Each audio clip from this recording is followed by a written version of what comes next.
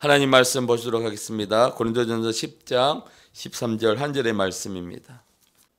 네, 다 같이 우리 말씀 읽도록 하겠습니다.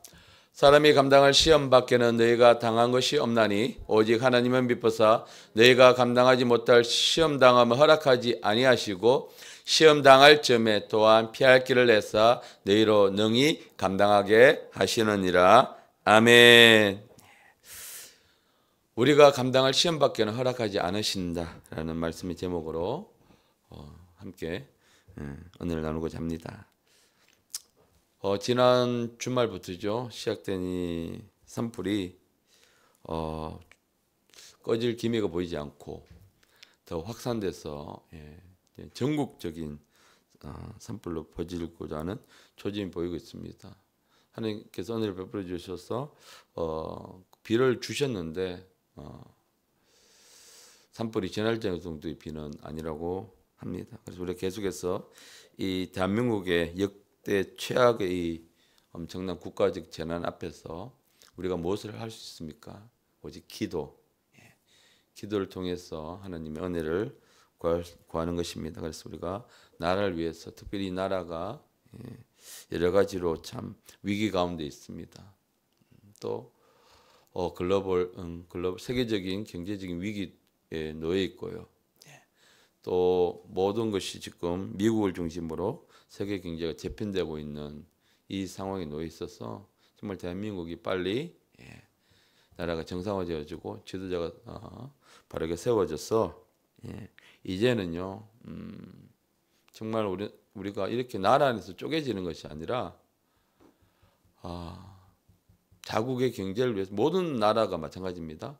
지금 이 위기 앞에서 자국의 이익이 무엇이 있는가 이렇게 있는데 정말 이 위기를 잘 극복할 수 있도록 나라가 바르게 세워질 수 있도록 여러분 정말 기도가 필요한 때가 바로 지금 이 순간인 것입니다.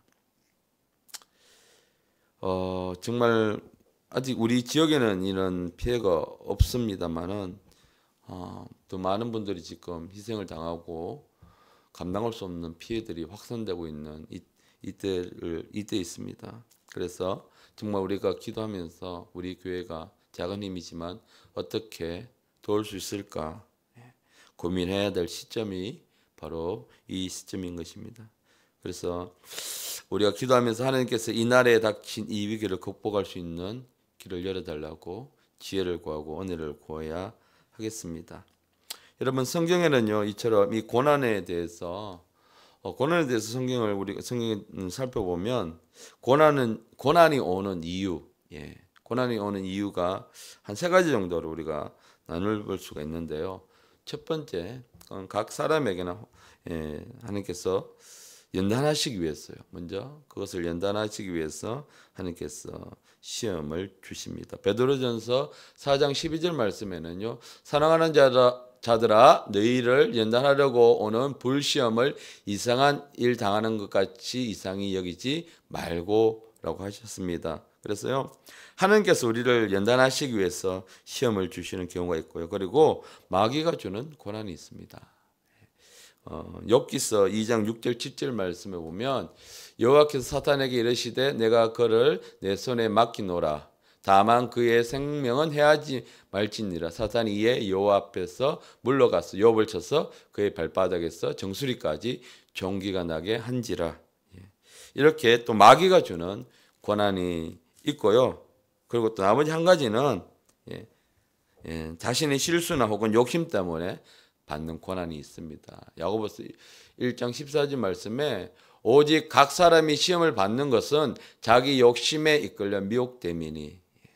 그래서 이 성경에서 고난이 오는 이유가 하나님께서 우리에게 연단 주시기 위해서 시험을 주시기도 하시고요. 또 마귀가 주는 고난이 있고 또 사람의 욕심, 이 탐심 때문에 받는 이 고난이 우리에게 주어지는 것입니다. 그런데 이런 고난의 공통점은 무엇인가? 모든 것이 다 하나님의 허락하심 속에서 일어나게 되는 것인데 그 공통점은 바로요. 우리를 성장시키기 위해서 하나님께 허락하신다는 것이고 또 하나는요. 그 고난을 당할 때에 우리에게 반드시 피할 길을 주신다는 것입니다. 하나님께서 연단하기 위해서 주시는 고난이든 또 마귀가 주는 고난이든 아니면 나의 욕심 때문에 받는 고난이든지 하나님께서는요 그것을 사용하시고 또 반드시 피할 길을 주십니다. 이것을 우리는 믿을 때에 그건 하나님의 역사가 우리 가운데서 일어나게 되는데, 그런데 어떤 분들은 이것을 믿지 못하는 때가 너무나 많이 있습니다. 여러분, 우리가 이것을 믿지 못하는 이유가 어디에 있겠습니까? 바로 그 사람에게 그 사람이 말씀으로 제대로 세워져 있지 않기 때문에 고난이 왔을 때에 이것을 분별하지 못하고 그냥 고난에만 집중되어 있는 것입니다. 여러분, 우리가 고난을 당했을 때 중요한 것은 그 고난이 어떻게 왔느냐, 고난의 종류가 무엇인가를 우리는 분별해야 되는데, 그 분별을 함을 우리가 말씀을 통해서 이렇게 분별할 수 있습니다. 방금 우리가 봤듯이 고난이 오는 이유가 대략 한 3가지 정도가 되는데, 과연 이 고난이 나의 탐심 때문인가? 그러면 나는 그 고난 앞에서 회개를 먼저 해야 되겠죠? 혹은 마귀가 주는 고난인가? 혹은 하나님께서 나를 연단하기 위해 주시는 고난인가? 이런 고난들을 우리가 말씀을 통해서 먼저 분별해야 합니다. 그런데 고난이 오니까 그냥 무조건 이 고난을 극복하고 이기고 내가 하기 위해서 그냥 무조건 작전 기도만 하는 거예요. 그러다 보니까 어떻게 합니까? 작전 기도를 했는데 여전히 고난은 풀어지지 않고, 그러니까 낙심하고 실망하고 하나님 도대체 나한테 왜 그러십니까? 라고 이렇게 해서 그냥 예배자들도 못 나오게 되고 하나님 앞에 더 멀어지게 되는 경우가 있게 되는 것이죠. 우리가 단지요, 여러분, 고난을 극복하기 위해서 우리가 뭐 기도할 수 있는데 하다 보면 그것이 여전히 기도했는데도 불구하고 고난이 극복하지 못할 때에는 절대로 그 고난을 이겨나갈 수가 없게 되는 것입니다. 그래서 나에게 왜 이런 고난이 찾아왔는가, 우리는 먼저 분별하기 위해서 말씀으로 우리가 돌아가야 하는 것입니다. 지지난주죠. 오후 예배 때 찬양을 시작하기 전에 이제 우리가 3월달, 1, 2월달까지 신약 성경 다독하기를 해서 이제 얼마나 성도님들이, 물론 교회가 그 놓고 시상은 하지 않았습니다만은 얼마나 했는데 우리가 한번 제가 결과를 알아보기 위해서 여쭤봤더니 정말 조금 당황스러운 결과가 나왔죠. 몇몇 분만 빼고 일독조차 하지 못하신 분들이 많이 있었습니다. 별과 몇 분만이 일독을 하셨는데, 아직 우리 청년들에게는 확인을 못했습니다만은 이게 교회 전체적인 분위기가 이렇다면 우리 청년들도 아마 일독을 한 청년들이 많지는 않을 것이다 짐작을 할 수가 있습니다. 어린애부터 이래서 우리 다음 세대까지 교회가 이거 말씀 읽는 분위기가 세워져야 합니다. 우리가 하나님을 사랑합니다. 우리가 찬양을 통해서 또 말씀을 통해서 또 이렇게 또 말씀을 사모해서 새벽을 깨우면서 이렇게 나와 있는데, 우리가 사랑하면 관심을 가지게 되고 사랑하면 더 많이 알게 되고 알아가고자 하는 것이죠. 성경이 바로 하나님에 대해서, 예수 그리스도에 대해서 기록한 책이 바로 성경인데, 우리가 이 성경을 읽는 것을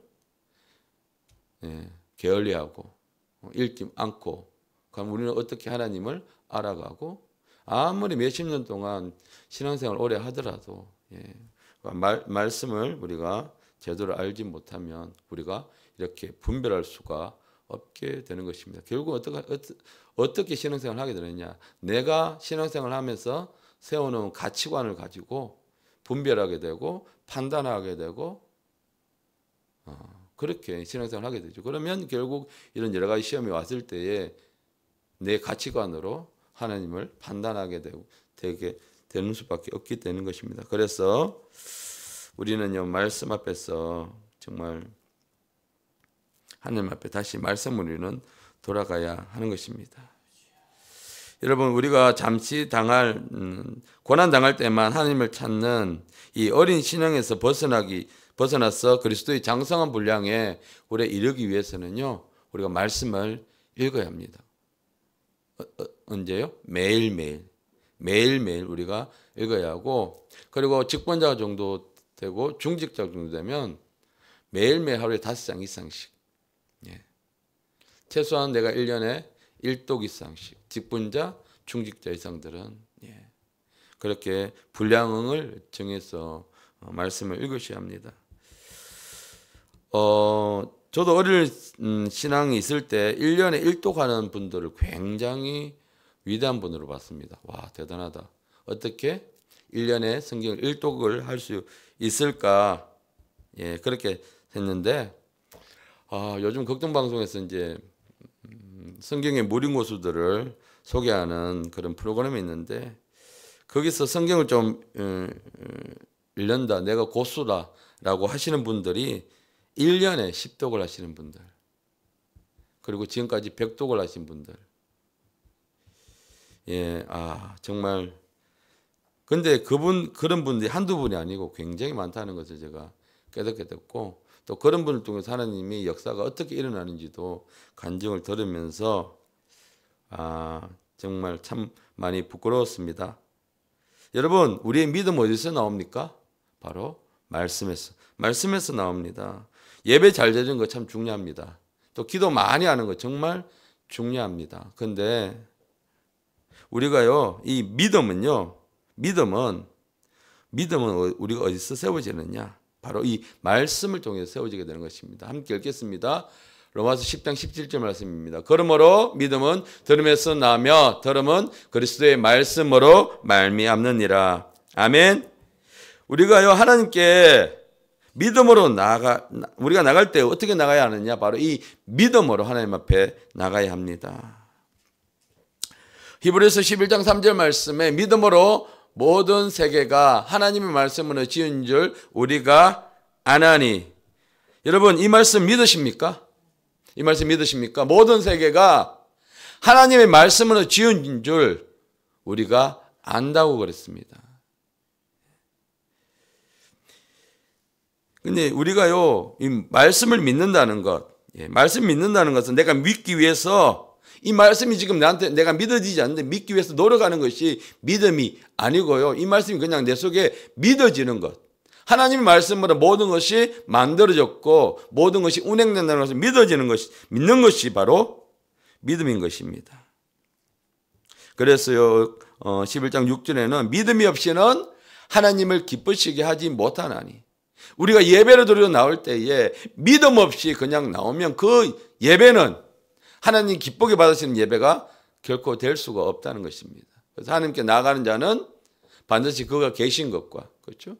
하나님 오늘 우리 예배 가운데 이 시간에도 또 오늘 저녁에 드릴 기도회 가운데도 하나님이 그곳에 함께 계시다는 걸 믿는다면 나올 수밖에 없겠죠. 기도할 수밖에 없겠죠. 우리가 뜨겁게 주님을 찾을 수밖에 없겠죠. 그리고 또한 그가 자기를 찾는 자들에게, 뜨겁게 부르짖는 자에게 상 주시는 이심을 믿어야 할지니라. 믿는 자들은 모이죠. 믿는 자들은 나와서 기도하죠. 뜨겁게.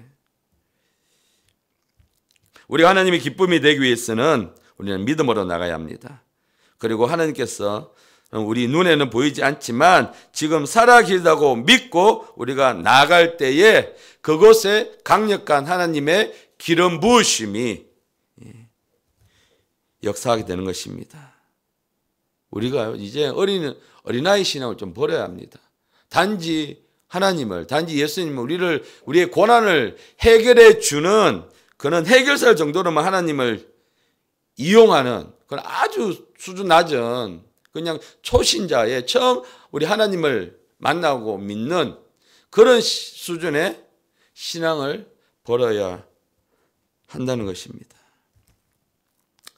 하나님께 축복을 받으면서 크게 쓰임받은 성경의 인물들이 있는데 히브리서 11장이에요. 그 인물들이 어떻게 그렇게 쓰임받을 수 있었는가. 11장 5절 말씀에 누가 나오냐? 에녹이 나옵니다. 믿음으로 에녹은 죽음을 보지 않고 옮겨졌습니다. 어떻게? 믿음으로요. 그리고 또 7절에 노아는요, 믿음으로 아직 눈에 보이지 않는 그 일에 대해서 경고하심을 믿고 하나님을 경외함으로 방주를 준비했습니다. 그리고 믿음으로 이 아브라함은 부르심을 받았어. 어디로? 하나님 앞에 가라고 한 그곳으로, 알지 못하는 그곳으로 나아갔습니다. 그리고요, 믿음으로 누구요? 모세는 홍해 앞에라는 엄청난 고난이 있었지만 믿음으로 순종했더니 육지같이 건너는 역사가 일어났고, 그리고 30절에 믿음으로 7일 동안 여리고를 도니 누가요? 여호수아가 여리고를 도니 성이 무너지는 역사가 일어나게 된 것이, 이 모든 것이 무엇입니까? 이거 믿음으로 순종할 때에, 이 믿음은 어디서 나오는 거냐? 말씀을 통해서 나온다는 것이죠. 우리는 이런 일들이 우리 교회 가운데, 우리 예배 가운데 놀라 하나님 역사 일어나기 원하는데, 그러면 우리 각 개인 성도들이 더 이런 일이 일어나기 위해서 말씀을 읽고 사모함으로 나와야 되는 것이죠. 그럴 때에 하나님의 역사가 일어나게 되는 것입니다. 그 밖에도 많은 믿음의 사람들이 성경에는 기록되어 있습니다. 이 믿음은요, 모두 말씀에서 나온 것이고, 말씀을 통해서 강력한 믿음이 세워지게 된다는 것입니다. 여러분, 하나님께서 여호수아를 지도자로 세우실 때 주신 말씀이 있어요. 여호수아서 1장 8절 말씀 함께 읽겠습니다. 이 율법책을 내 입에서 떠나지 말게 하며 주야로 그것을 묵상하여 그 안에 기록된 대로 다 지켜 행하라. 그리하면 내 길이 평탄하게 될 것이며 내가 형통하리라. 아멘. 두려워하고 어쩔 줄 몰라 하는 이 여호수아에게 하나님께서 이 엄청난 일을 맡기실 때에 먼저 그에게 말씀하셨습니다. 강하고 담대하라. 근데 하나님은요, 율법책에 대해서, 말씀에 대해서 말씀하시면서 이 말씀을 묵상하고, 그것도 언제? 주야로 밤낮을 가리지 말고 묵상하라 하십니다. 묵상한 후에 그 안에 기록된 대로 지키라 하십니다. 우리 이 땅을 살아갈 때 두렵지요. 지금 한국의 경제가, 아니 전 세계의 경제가 바닥을 치고 있습니다. 각국은 어떻게 하면 살아남을 수 있을까? 각국의 지도자들은 자국의 이익에 대해서 고심하고 있는 이때에, 여러분, 이런 위기 가운데 있을 때에 우리는 말씀으로 돌아가지 않고, 우리가 이런 고난이 왔을 때 우리가 사람을 의지한다면 결국은 그 길은 망하는 길밖에 되지 않습니다. 우리가 내 길은 평탄하게 되고 형통하게 되기를 원하는데, 많은 그리스도인들이 이런 축복, 이런 하나님의 복을 받기는 원하는데, 그러면 말씀에 더 나아가서 이렇게 힘들될수록 더 말씀으로 돌아가야 되고, 더 많이 말씀을 읽어함에도 불구하고 이 말씀 읽는 일이 영적인 일이기 때문에 결코 원수는 쉽게 허락하지 않습니다. 내가 오늘 말씀을 읽었다가도 바쁜 일이나 또 내 마음에 원하지 않기 때문에 말씀을 잘 읽지 않게 만드는 것이죠. 이 말씀을 통해서 여호수아가 하나님의 말씀에 굳건하게 설 때에 여호수아의 믿음이 작동하기 시작했고, 도저히 점령이 불가능한 이 여리고성이 단 한 명의 사상자도 없이 점령하게 되는 놀라운 하나님의 일이 일어나게 된 것입니다. 여러분, 우리 앞에는요, 각자의 넘지 못하는 이 여리고성이 있습니다. 이 고난이 있단 말이죠. 그러면 이 우리가 고난을 극복하는 방법은 무엇입니까? 믿음으로 순종하는 것입니다. 그 믿음은 어디서 나옵니까? 바로 말씀에서 나오는 것입니다. 말씀을 계속해서 주장하고 말씀을 계속해서 선포할 때 마침내 도저히 무너지지 않을 것 같은 이 여리고성이 무너진 것처럼 우리 앞에 있던 엄청난 타산과 같은 이 고난이 문제들이 무너지는 역사가 일어나게 되는 것입니다. 그래서 우리가요, 그래서 우리는 하루도 빠짐없이 매일 말씀을 손에내어 읽고 묵상할 때에, 그럴 때에 반드시 하나님의 놀라운 역사가 우리 삶 속에 실제적으로 일어나게 되는 것입니다. 여러분, 사람을 변화시키고 환경을 변화시키는 것은 바로 이 말씀에 있습니다. 성경은 말씀하고 계십니다. 하나님 말씀은 살아있다고. 히브리서 4장 12절 말씀 우리 선포하시겠습니다. 읽겠습니다. 하나님의 말씀은 살아있고 활력이 있어 좌우의 날선 어떤 검보다 예리하여 혼과 영과 및 관절과 고소를 찔러 쪼개기까지 하며 또 마음의 생각과 뜻을 판단하나니. 아멘. 우리가 말씀을 선포할 때에 환경이 풀어지고 믿음이 성장하게 되는 것입니다. 그래서 우리는 말씀은 살아있는 생명체인 것입니다. 이 생명의 말씀을 우리가 선포할 때에 그리스도인의 삶 속에서 놀라운 하나님의 역사가 실제적으로 일어나게 된다는 것입니다. 그런데 아이러니하게도 많은 그리스도인들이 이 말씀이 살아있고 능력이 있는 것을 많은 설교를 통해서 들음에도 불구하고 믿지 못하고 있다는 것입니다. 자, 그럼 오늘요 우리가 우리에게 주시는 이 본문의 말씀 우리는 어떻게 받아야 하는가? 믿음으로.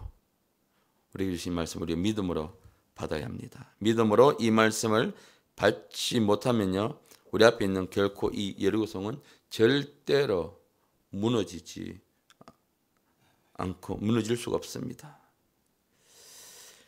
여러분, 하나님을 향한 신뢰가 무너지면 우리는 그리스도인들은 누구를 의지해야 합니까?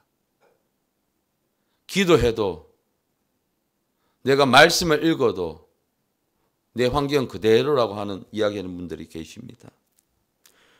그렇게 이해할 때 그분들의 심정 어떤 심정입니까? 내가 더 이상 하나님을 믿을 수가 없어. 내가 기도했더니 하루 종일 기도해봤더니 내가 하루 종일 말씀을 읽었더니 내 환경은 풀어지는 기미가 보이지 않아. 아니 그러면 누굴 의지해야 합니까? 그런데요 이런 분들의 결국은 어떻게 되느냐? 답답하니까 무당을 찾아가게 됩니다. 점집을 찾아가게 됩니다.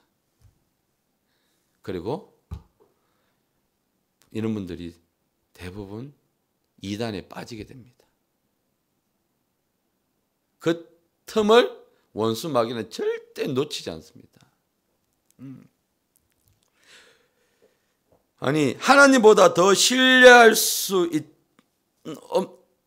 어떤 이 영적인 존재를 갈급할 수밖에 찾을 수밖에 없는 것이 바로 인간의 본능인 것입니다.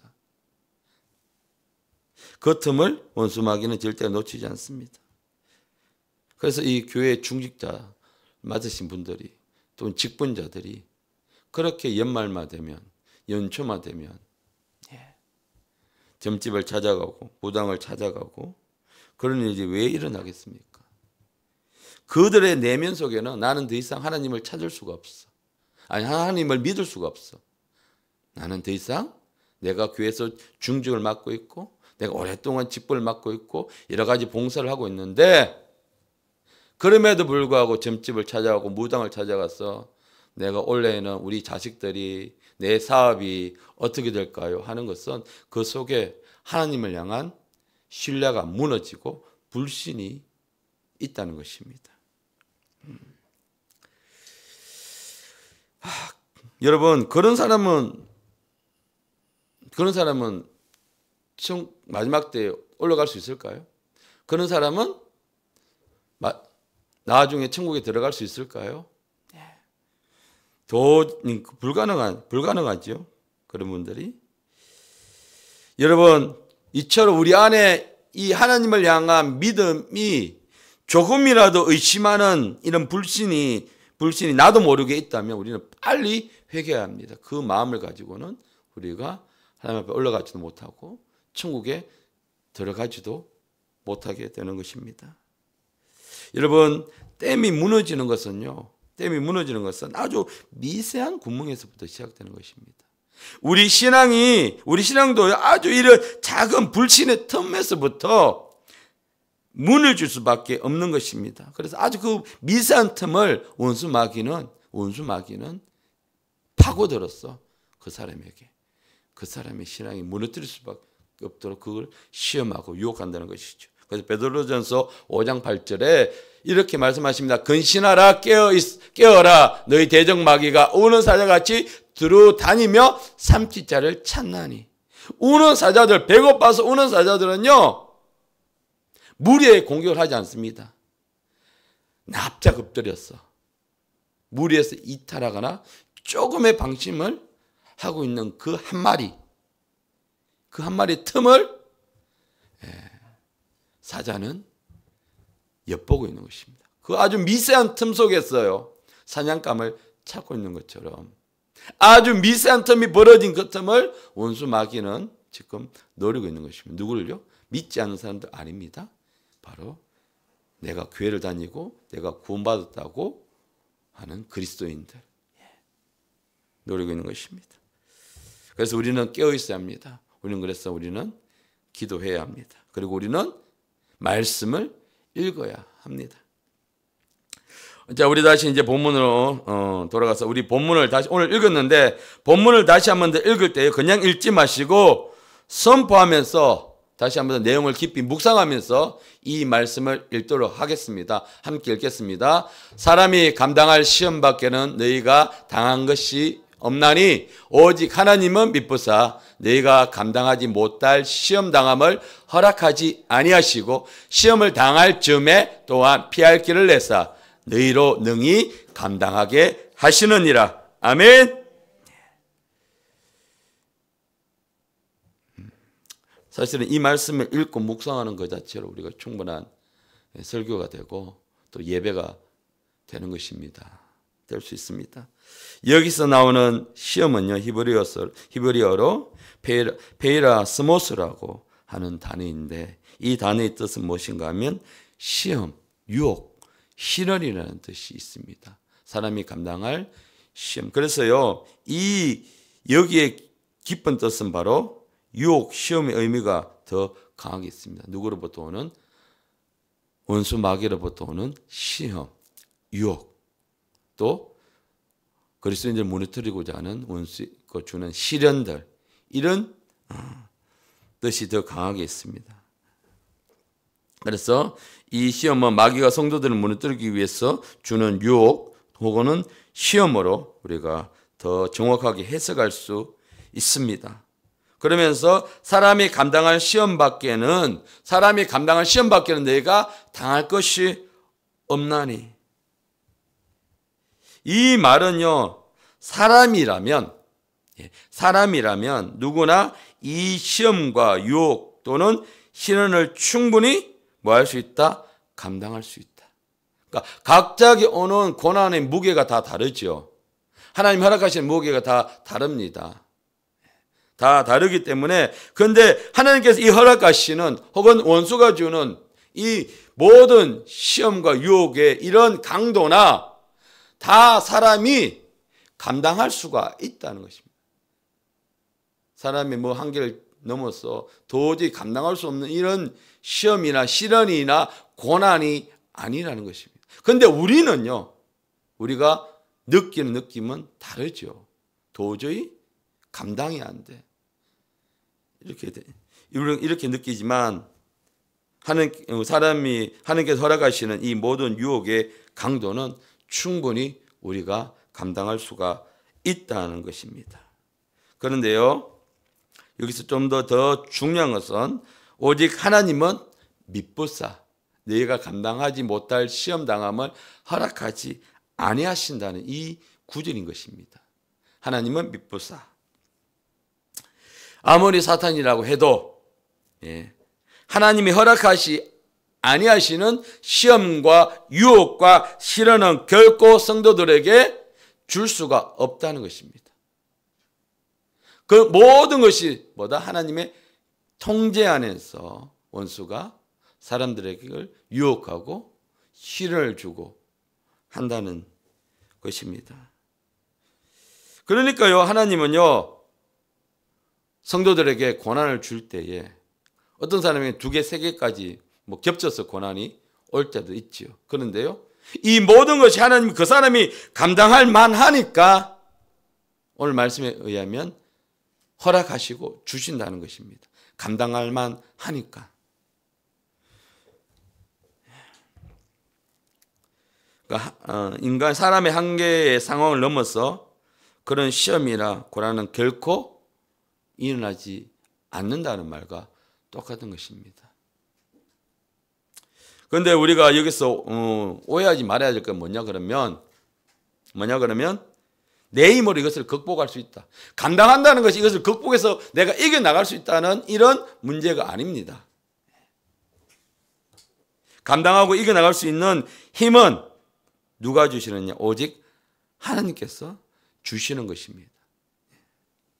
그런데 우리는 스스로가 이 고난과 이 역경을 내가 이겨나가고자 몸부림을 치게 되는 것이죠. 그러니까 하나님을 의지하지 않고 사람을 의지하게 되고 내 힘을 의지하게 되고 나의 여러 가지를 의지하게 되다 보면 결국 사람으로서는 이 고난을 극복하는데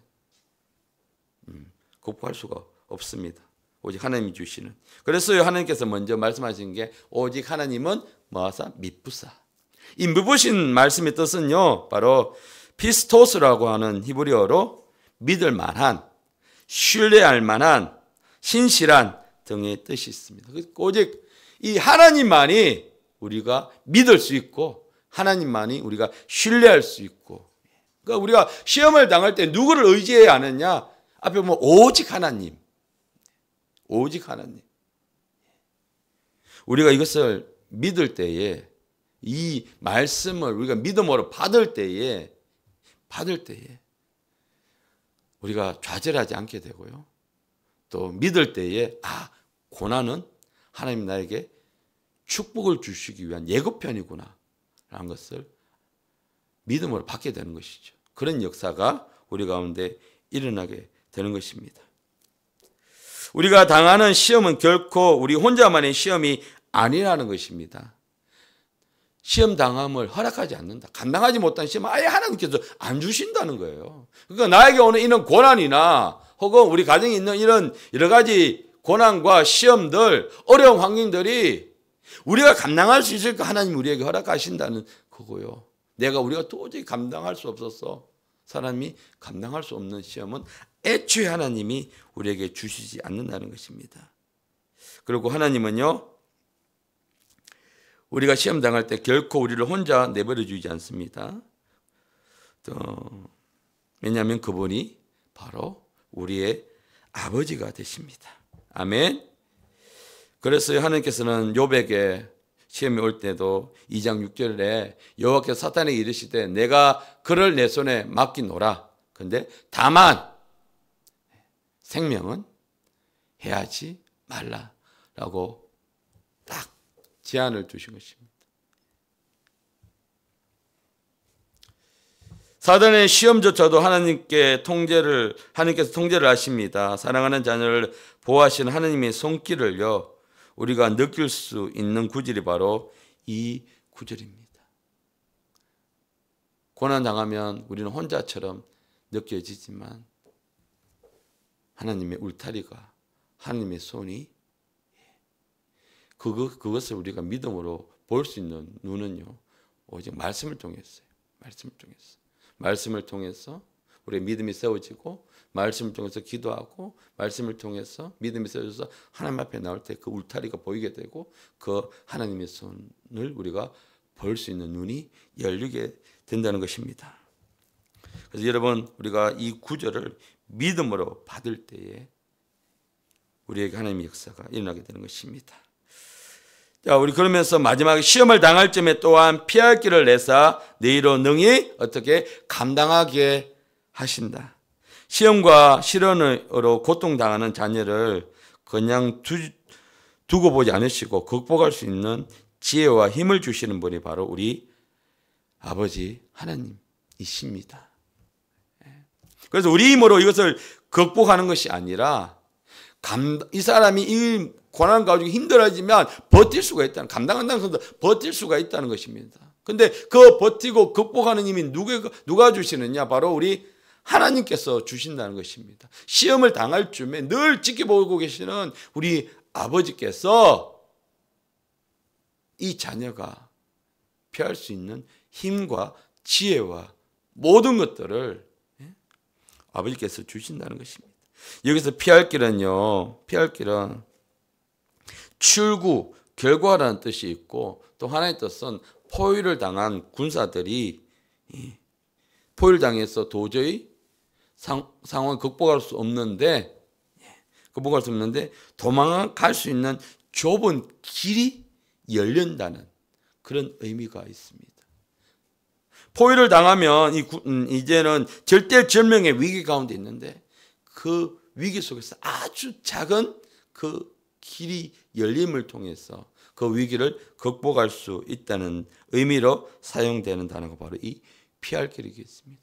우리가 사방이 다 우겨싸임을 당할 때에 열려 있는 곳은 어디입니까? 바로 하늘은 열려 있다는 것이죠. 그런데 사방이 온통 고난으로 어려운 환경들을 둘러싸이다 보니까 우리가 하늘을 쳐다볼 수 있는 믿음이 안 생기죠. 그러니까 좌절하고 포기하고 그러다가 엉뚱한 곳에 찾아가게 되는 것입니다. 여러분, 이제 우리가요, 시험을 당하고 있는 성도들은 반드시 그 당하고 있는 시험을 견뎌내고 거기서 빠져나갈 수 있도록 하나님께서 도우신다는 것, 함께 그 길을 열어주신다는 것, 그것을 우리가 믿음으로 받을 때에 하나님의 역사가 일어나게 되는 것입니다. 오늘 이 말씀을 믿음으로 받는 모든 분들에게 하나님께서 이 말씀대로 역사하실 것입니다. 아무리 말씀을 주셔도, 누구를 통해서 기도 응답을 주셔도 믿지 못하면 하나님의 말씀의 역사는 절대로 그 사람이 일어나지 않습니다. 그런데요, 그 말씀을 아멘으로 받게 되면 내 눈에 아무 증거가 아니 보인다 할지라도 믿음으로 받게 되면 그 고난이 하나님 극복할 수 있는 길이 열리게 되는 것입니다. 여러분, 시편 23편에 우리가 너무나 잘 알고 있는 말씀인데 4절 말씀 읽겠습니다. 내가 사망의 엄침한 골짜기로 다닐지라도 해를 두려워하지 않는 것은 주께서 나와 함께 하심이라. 주의 지팡이와 막대기가 나를 안위하시나이다. 아멘. 이 다윗이 엄청난 이 죽음의 고난 가운데 있을 때에 자기를 지켜주시는 분이 오직 하나님이라는 믿음으로 의지하면서 그 하나님께 나갈 때에 그가 이 말씀대로 하나님께서 그를 지키시고 보호하셔서 그가 사울의 그 손에서 그를 지켜주시고 그를 이스라엘의 가장 위대한 왕으로 하나님께서 그를 세워주셨습니다. 정말 고난 가운데 나를 지키고 돌보시는 분이 하나님임을 믿는다면 오늘 이 말씀처럼요, 우리에게 하나님은 반드시 피할 길을 열어주십니다.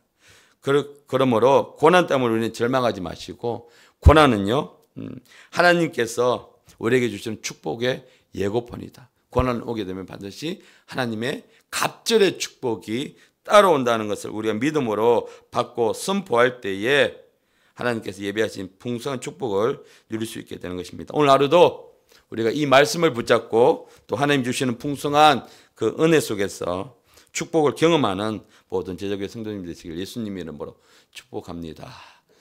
자, 이 말씀 우리가 묵상하는 말씀입니다. 이 말씀 오늘 본문의 말씀인데 한번 크게 읽고 우리 기도하겠습니다. 읽겠습니다. 사람이 감당할 시험 밖에는 너희가 당할 것이 없나니 오직 하나님은 믿보사 너희가 감당하지 못할 시험 당함을 허락하지 아니하시고 시험 당할 즈음에 또한 피할 길을 내사 너희로 능히 감당하게 하시느니라. 아멘. 함께 기도하겠습니다.